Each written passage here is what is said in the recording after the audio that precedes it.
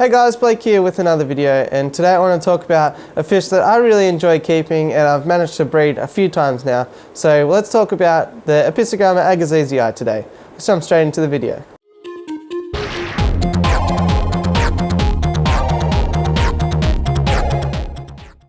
So the Apistogramma Agassizii is a fantastic dwarf cichlid that comes from the Amazon basin around Brazil and Peru. What we see here, I've actually got some Apistogramma Agassizii species Fire Gold, which is a line-bred trait. These guys are not naturally occurring in the wild. Just like many guppies, don't resemble the wild type guppies that you can occasionally see. Apistogramma Agassizii come from slower moving tributaries which are heavily leaf littered and tannin stained. So they come from basically dark brown water with lots of leaf litter and areas to hide in and spawn within. So try to replicate that if you can within your home aquarium. Use as many botanicals as you like. They'll certainly thrive in that environment and they'll enjoy the lower pH. Males will get up to 7.5 centimeters or 3 inches. Females a little bit less than that, say 6 centimeters tops, and around about 2.5 inches or something like that.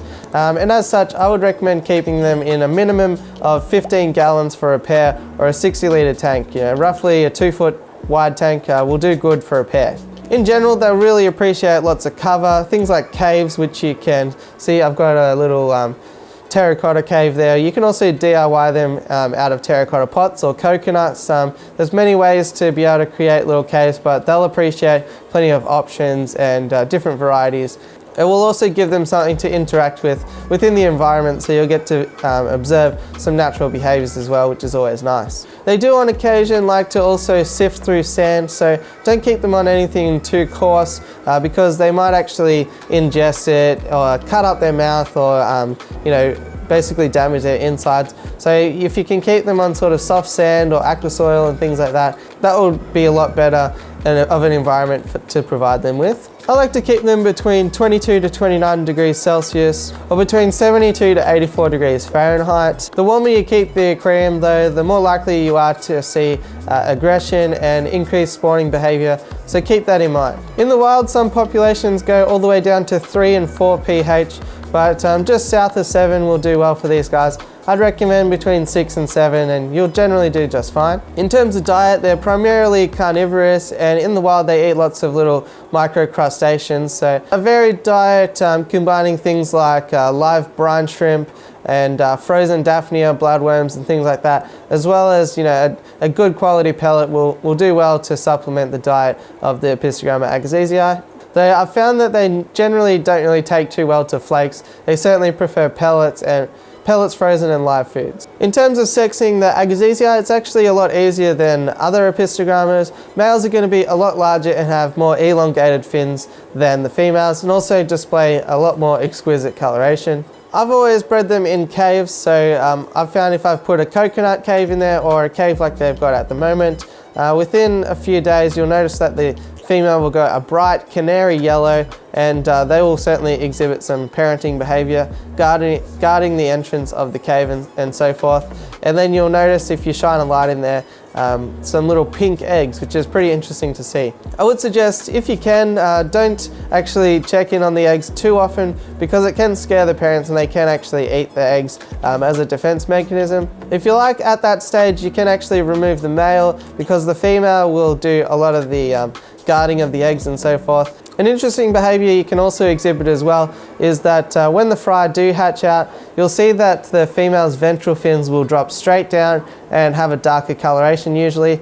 And what she's trying to do there is actually direct the babies and give them a message. So you'll notice that she will wave them around one direction and the babies will congregate that way. And also if they get too spread out and I walk past the tank or something, then there'll be another movement and all the babies will bunch up together. So that's really interesting to see, and I liken it to sort of at an airport where you get those conductors with the flags sort of waving planes in and directing them where to go. So really interesting behaviour to see, and I'd recommend everybody trying to view that behaviour at least once in their fish keeping hobby. And once the fry hatch out, they can basically take to freshly hatched baby brine shrimp from day dot, so you don't need to worry about feeding them really small foods or anything like that. Also, the female will be a really great parent, so there's no rush to remove her at any stage. She'll look after them, and I've actually found that fry that are left in with the female will grow a lot faster and generally do a lot better than fry that have had the mother removed. Overall, I really enjoy my Apistogramma Agassizii. They are a little bit more aggressive than other Apistogrammas, but still a great option for community tanks and just a great option to keep in general. A fairly easy one to get breeding, and one that pretty much anyone can have a go at. To set up a tank with breeding, I find that I do best with a fully bare tank. I put in one cave, a sponge filter and a heater, place in a few Indian almond leaves and allow the tannins to absorb into the water. At that point, I find that there's no distractions, they know what they're there to do, and within 2 or 3 days they usually have eggs, so it's generally an easy process. I have tried to breed them in planter tanks and things like that, but I find that I guess there's too much environment to interact with and they get a little bit distracted. So if you are struggling to breed them and you want some extra tips, I would suggest move them into a tank with maybe less to do, and the boredom of the environment might give them some more interest in each other. Overall, I hope you enjoyed this video. If you did, it really helps me out to hit like, hit subscribe, and all that fun stuff.